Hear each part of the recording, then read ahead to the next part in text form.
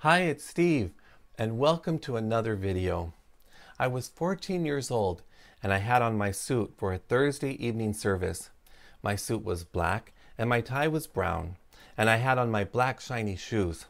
I was taught there could be no feminine colors. I was in the smaller room where I was going to learn how to deliver some of my first speeches in front of the church my mom brought me to at an early age, the Jehovah's Witnesses. My selection for that night by the elders was a passage from the Bible that I remember as saying, homosexuals were like a dog returning to his vomit, a disgusting act. After that night, I knew that I could never really be safe, supported, or loved here in this place. I'd have to lie about myself as long as I was a part of this religion called the Jehovah's Witnesses.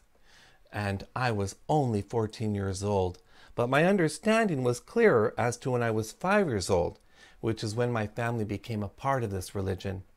I was clear about my environment, which was I am not safe.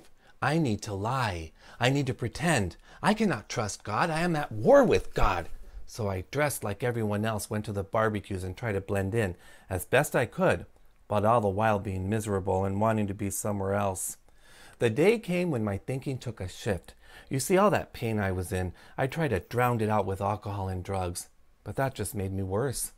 I decided to try something different, and so I stopped drinking, I stopped smoking and the drugs, and I met people who were helping me with that. Some were straight, some were gay.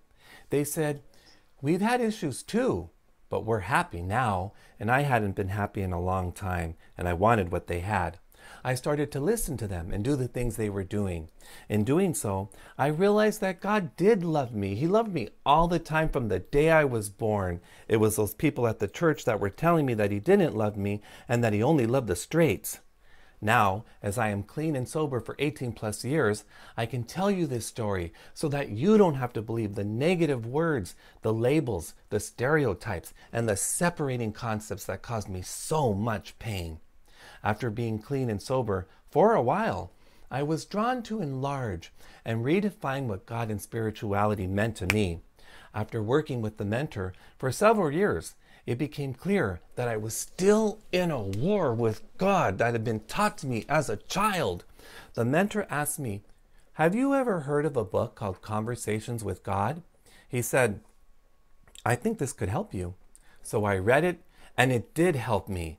And I became more interested in unlearning the ideas, the rules, and ultimately the agreements that I had been infused with my entire life. Tonight I sit here in my one-bedroom apartment that I got to work hard enough to give myself, looking into this camera in the hope that my pain had a purpose, that my pain has motivated me to tell you this story, my story of a 14-year-old boy who was able to find a life outside of the idea that being gay was the worst thing that I could ever be, that I had a choice to not believe those old agreements I was taught at Jehovah's Witness meeting hall with a black suit, a brown tie, my shiny black shoes, and colors that were not feminine. Tonight, I am free.